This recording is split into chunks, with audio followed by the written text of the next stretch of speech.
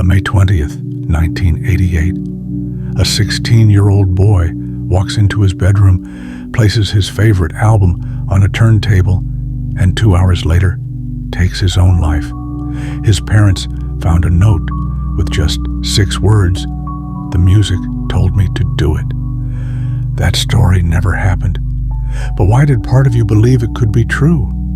Why do we instinctively sense that music might possess a power over us that we don't fully understand?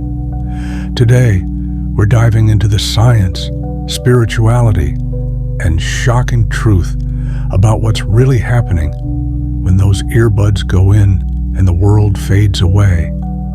The most powerful forces in our lives are often the ones we think about least. We'll obsess over the ingredients in our food, but consume dozens of songs daily without a second thought. Music is the only art form that follows us everywhere, in our cars, at the gym, in stores, at work.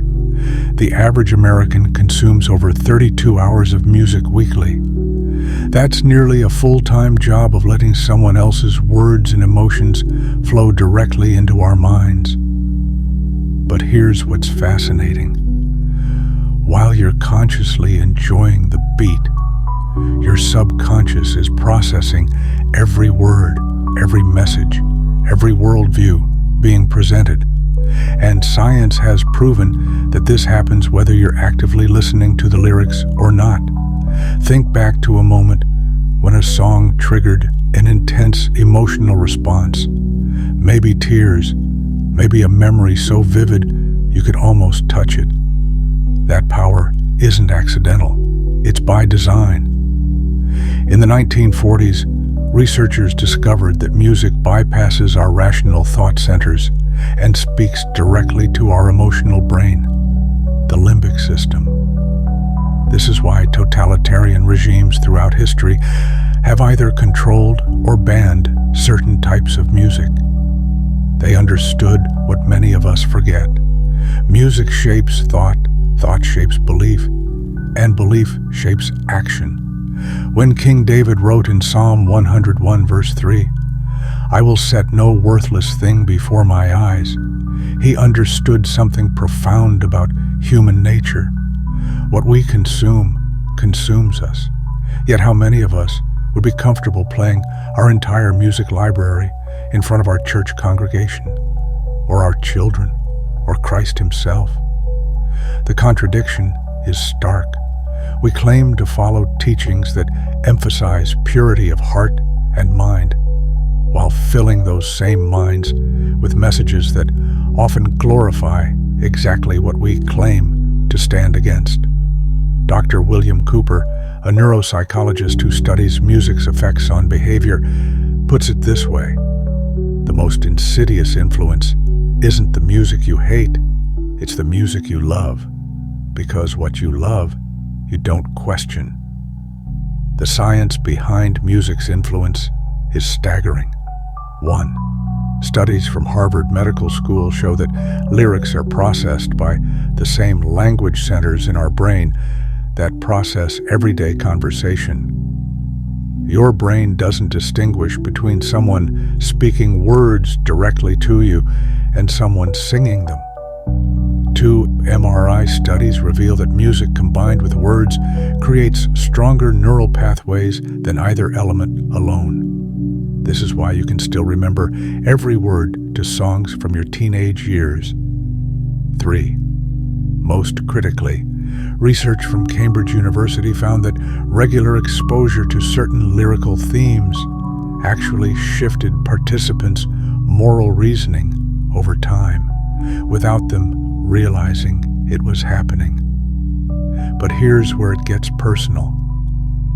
In the 4th century, St. Augustine wrote about his own struggle with music in his Confessions. He loved sacred music, but worried about being more moved by the singing than by what is sung. Augustine recognized what we often forget, that the medium and the message are intertwined, and sometimes the medium's power can overwhelm our discernment of the message. This isn't about condemning secular music entirely. King David himself was a musician who wrote songs expressing the full range of human emotion, from joy to despair, from celebration to lament. The question isn't whether music is good or bad. It's whether we're conscious of how it's shaping us. Here's a challenge. For 1 week, ask yourself these 3 questions before pressing play on any song. 1. Would I be comfortable with these words being spoken directly to my heart by someone I respect? 2. What vision of the good life is this song selling me? 3. Does this reinforce or contradict what I say I believe? I'm not suggesting you need to listen exclusively to worship music, but I am suggesting that conscious consumption might reveal influences you never realized were there. In Colossians 3:16, Paul writes about letting the word of Christ dwell in you richly, singing psalms and hymns and spiritual songs. He understood that music isn't just entertainment, it's formation. It shapes what we love, and what we love determines what we become. The early church father Clement of Alexandria wrote, "Music is the most powerful form of education, for it enters directly into the soul." This explains why every spiritual revival throughout history has been accompanied by a renaissance of music. From Luther's hymns that carried the Reformation to the spirituals that sustained faith during slavery, music has been the vehicle through which truth moves from the head to the heart. So, what practical steps can we take? First, conduct a simple audit. Look through your most played songs and ask, what consistent messages am I absorbing here?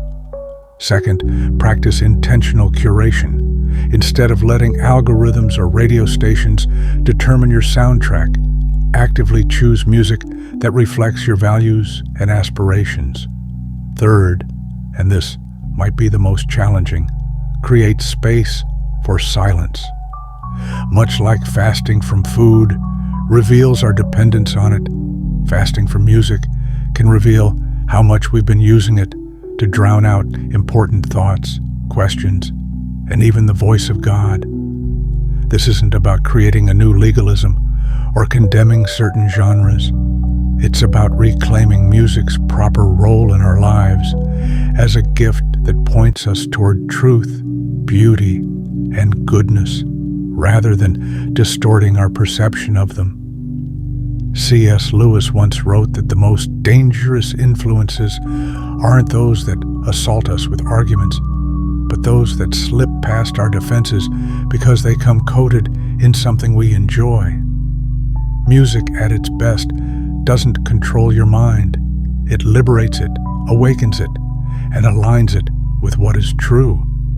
But this only happens when we listen with intention rather than mere distraction. In ancient times, people understood music's power. The Greeks believed certain musical modes could either strengthen or weaken character. The Hebrews used specific instruments and melodies to prepare their hearts for worship.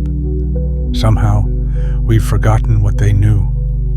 We've trivialized one of the most formative forces in human experience, reducing it to background noise for our commutes and workouts. But imagine what might happen if we reclaimed music's true purpose, not just as entertainment, but as a tool for awakening our hearts to higher truths and deeper beauty. Your playlist might be the most overlooked spiritual discipline in your life. The question is, starting today, will you listen differently? The next time you press play, remember, you're not just listening to a song, you're inviting a teacher into the classroom of your heart. Choose those teachers wisely.